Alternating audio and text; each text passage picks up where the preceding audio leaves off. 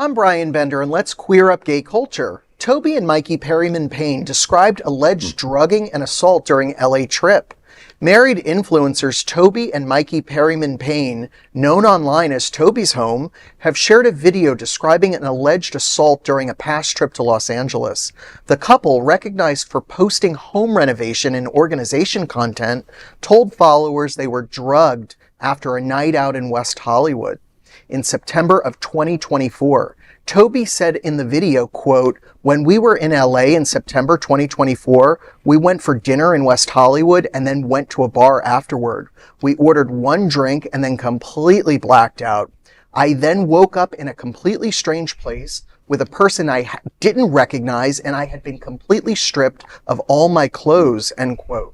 Toby said he realized he was surrounded by weapons and feared for Mikey's safety. He explained that he persuaded the individual present to let him leave the room, where he found Mikey unconscious.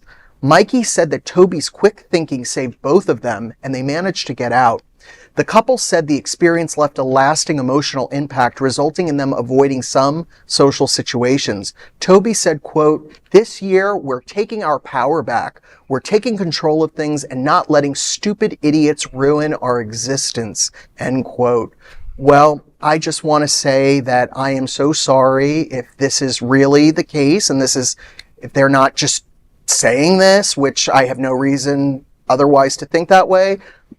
I'm really sorry that happened. Nobody should have to go through anything that demeans, puts themselves in danger, puts themselves in a situation where you could possibly lose your life or be injured or hurt. And all I have to say is I'm so sorry. So there's a big difference between being scared and actually. I'm not saying being scared is bad or wrong, but like the only thing that make me just want to like maybe hold these little twinks' hands and like explain something to the world is like, one, like, who hasn't woken up after blacking out naked in some random stranger's house as a gay in West Hollywood? Just like, let's just start there. But also, like, the fact that one of them said the other one had quick thinking, I'm like, well, maybe you were drugged, maybe, but like, normally if you're drugged, you're not going to wake up that quickly. That's the one thing. And as terrible as this whole situation was, Alex, one has to wonder about the closure. If they were able to escape, I would like to know, just out of curiosity, were they able to apprehend the people that held them captive? Well, he never said they were held captive. Why would you be able? Why did he let you go get your boyfriend and leave, or husband, I should say? But there's more to the There's more to the story. We're not getting. I agree. I'm glad they're getting their power back. We look at there's more to that story. But you look at the one time beloved Bill Cosby. That some of us grew up watching the shows, or I had a record my parents bought me and a read-along book. And then later on, he drugged people. Oh, no. And so I'm not saying that these boys are lying. I'm saying maybe a horrible thing happened. Maybe they just got scared and didn't realize it. It happens. Sometimes you. But I would like to know closure that maybe the person that got drugged. Right. I'd like to see from the one drink at the Hollywood bar. Hopefully they reported it to the police. Exactly. Yes.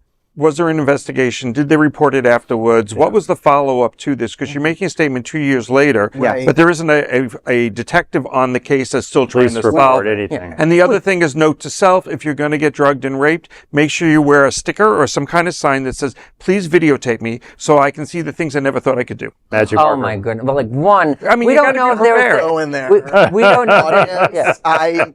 We don't know if any sex happened. Discussed on this panel are solely those of the people who say it. If it's true, though, this is frightening. But again, serious point too. You don't want somebody who's out drugging people in the bars, whether it's in. If there's big drug, but this is where it also gets into a scary thing. When I think it's good that they're telling the story, whether or not it was absolutely, and it gets very murky and hard to figure out when you've drank too much alcohol versus when you've been drugged. It's very hard to figure that difference out. And for young people that are new to experiencing alcohol in a nightclub, that actually is a big part that I hope people learn from this story. Maybe this happened. Maybe they drank more than they realized. And you don't they know. Just regretted their decisions while they were drunk. They might not have known. Right. I have certainly, when I was younger, didn't realize I drank too much. Woke up the next day and be like, "What?"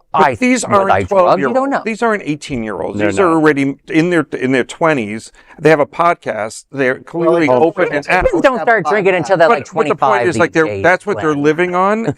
their renovation story. Right. So, they have a platform, and They do, and they are very attractive on that platform, and that is a disturbing LGBTQ story today. There is no other queer nonprofit media platform like this in the entire world. Support our LGBTQ stories by sharing them and subscribing to Queer News Tonight.